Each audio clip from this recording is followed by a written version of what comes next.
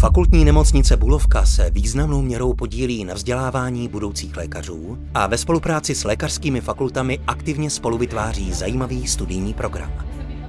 Od školního roku 2024-2025 se například mohou studenti 3. lékařské fakulty Univerzity Karlovy nově zapisovat také do předmětu Horská medicína. My jsme rádi, že vlastně můžeme na Bulovce takhle pomoci tím vrátit horskou medicínu do akademického prostředí, kam nepochybně také patří. Teoretické semináře jsou vhodně doplněny také o praktickou část a studenti nazbírají velmi nevšední zkušenosti. Díky spolupráci s armádou České republiky si například mají možnost vyzkoušet pobyt v hyperbarické komoře v Ústavu leteckého zdravotnictví. My se trošku snažíme ukázat jiný obraz a nějakých komplikací, které můžou nastat, a bavíme se konkrétně o hypoxických podmínkách. Takže jsme jim udělali reálnou simulaci, jak působí hypoxie na lidský organismus. Vystoupali jsme do výšky konkrétně 7,6 km, takže si dneska prošli takovým experimentem, co jejich tělo zvládne, jaké limity můžou pocítit. Část výuky musí nutně probíhat také v horských podmínkách. Vítejte na Horské chatě nedaleko Špindlerova Mlýna.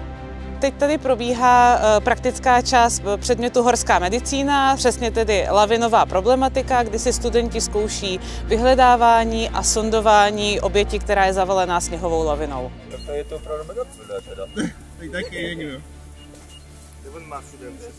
Po lavinové problematice budeme mít blok, který se zaměří na improvizované transportní a dlahovací prostředky, a studenti si současně vyzkouší práci s přetlakovou komorou, takzvaným Gamovbagem, který se používá ve vysokých nadmořských výškách u osob, které trpí například vysokohorskou nemocí, vysokohorským otokem plic nebo mozku.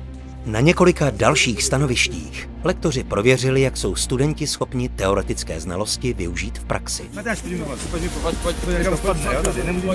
Ne, tigra!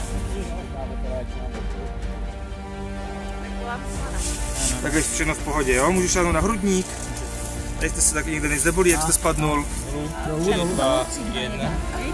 A s jakými zážitky a nově nabitými zkušenostmi se studenti loučí s předmětem Horská medicína? Víkendový kurz se mi moc líbil, přišlo mi, že simulace byly skvěle připravené, mohl jsem si vyzkoušet nové techniky, vyzkoušeli jsme si improvizaci, která by mě normálně nenapadla. Přišlo mi fajn, že jsme s minimem materiálu dokázali dělat velké věci.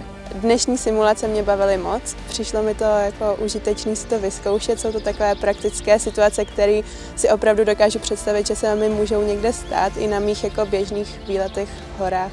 Předmět bych určitě doporučila hlavně těm, kteří se rádi pohybují v horách, protože si vlastně člověk má možnost zkusit a něco se dozvědět o bezpečnosti v těch horách, jak řešit nějaké zdravotní problémy v horách, a je to, myslím, praktický předmět do života.